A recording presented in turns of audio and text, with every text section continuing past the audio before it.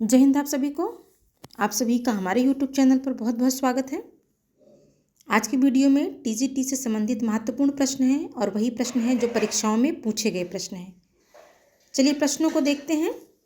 पहला प्रश्न है, आवारा मसीहा के लेखक हैं। अमृत राय, यहाँ अमित राय हो गया या अमृत राय कर लीजिएगा।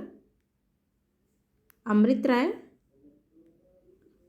विष्णु प्रभाकर, रामविलास शर्मा, मोहन राकेश। तो आवारा मसीहा के लेखक कौन है? आवारा मसीहा के जो लेखक हैं वो विष्णु प्रभाकर हैं। पहले प्रश्न का दूसरा वाला जो ऑप्शन है ये सही है। ये प्रश्न टीजीटी 2016 में आया हुआ प्रश्न है। दूसरा प्रश्न है, कुरकुर स्वाहा उपन्यास के लेखक इनमें से कौन है? उषा प्रियंवदा, धर्मवीर भारती, राही मासूम रजा, मनोहर श्याम जोशी। ये प्रश्न भी टीजीटी 2016 में आया हुआ प्रश्न है। तो कुरकुर स्वाहा उपन्यास के लेखक कौन है? तो कुरकुर स्वाहा उपन्यास के जो लेखक हैं वो मनोहर श्याम जोशी हैं। दूसरे प्रश्न का चौथा वाला जो ऑप्शन है ये सही है। तीसरा प्रश्न है, हिंदी की पहली कहानी लेखिका हैं?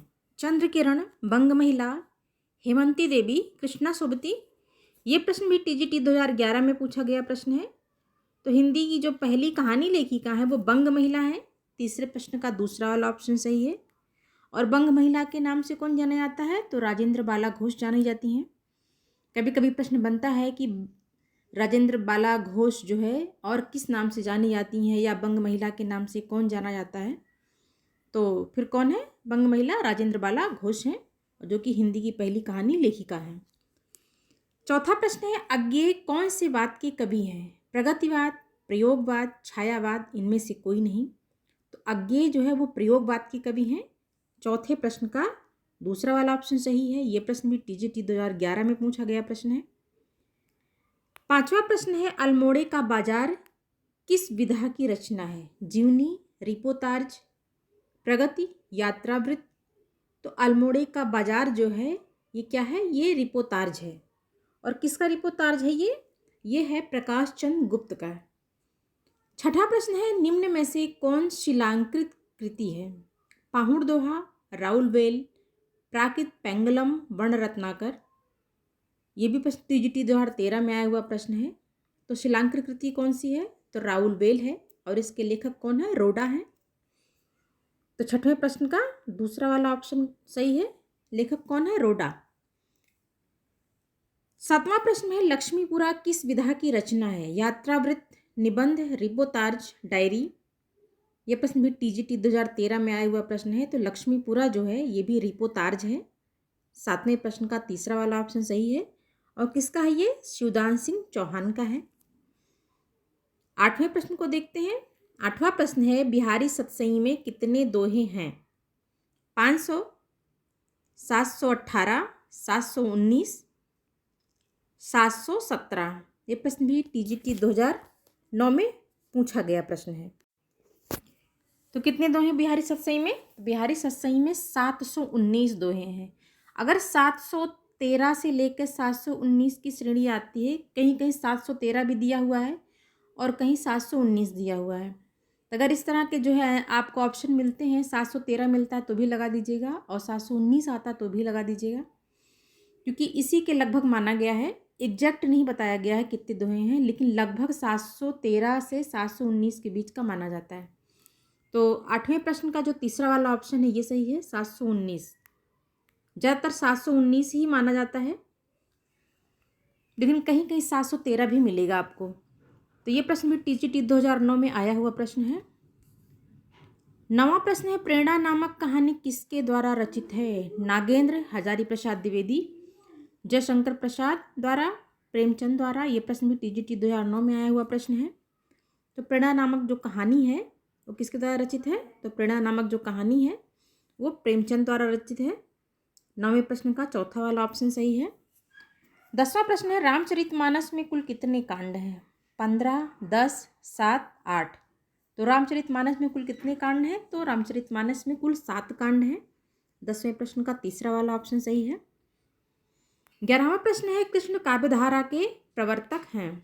सूरदास, वल्लभाचार्य, नाभादास, चैतन्य महाप्रभु। ये प्रश्न भी टीजीटी 2005 में पूछा गया प्रश्न है। तो कृष्ण काव्यधारा के जो प्रवर्तक माने जाते हैं वो स्वामी वल्लभाचार्य माने जाते हैं। 11वें प्रश्न का दूसरा वाला ऑप्शन सही है। 12वां प्रश्न है प्रेमचंद की कृति जिसे ब्रिटिश शासन द्वारा जब्त कर लिया गया था तो कौन सी थी? सोजे वतन, कर्मभूमि, गबन, निर्मला। ये प्रश्न भी टीजीटी 2004 में पूछा गया प्रश्न है। तो प्रेमचंद की जो कृति अंग्रेजों ने जब्त की थी वो सोजे वतन थी। 12वें प्रश्न का पहला वाला ऑप्शन सही है।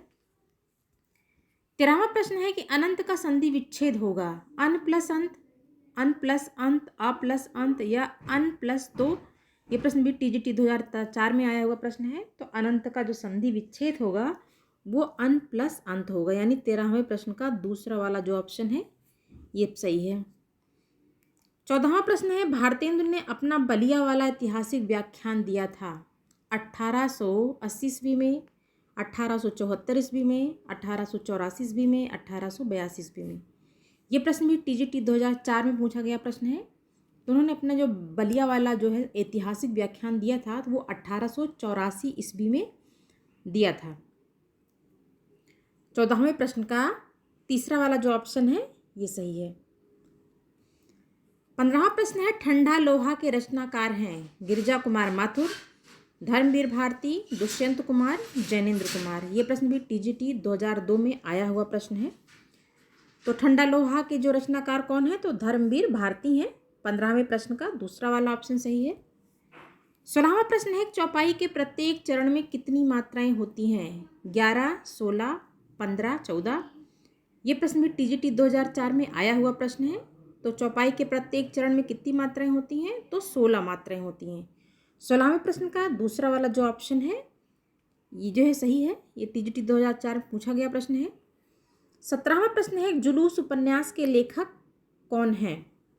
नागार्जुन, मोहन राकेश, कमलेश्वर, फणीश्वर नाथ रेणु। ये प्रश्न भी टीजीटी 2004 में पूछा गया प्रश्न है। तो जुलूस उपन्यास के लेखक कौन है? तो जुलूस उपन्यास के जो लेखक हैं वो फणीश्वर नाथ रेणु हैं। 17वें प्रश्न का जो चौथा वाला ऑप्शन है ये सही है।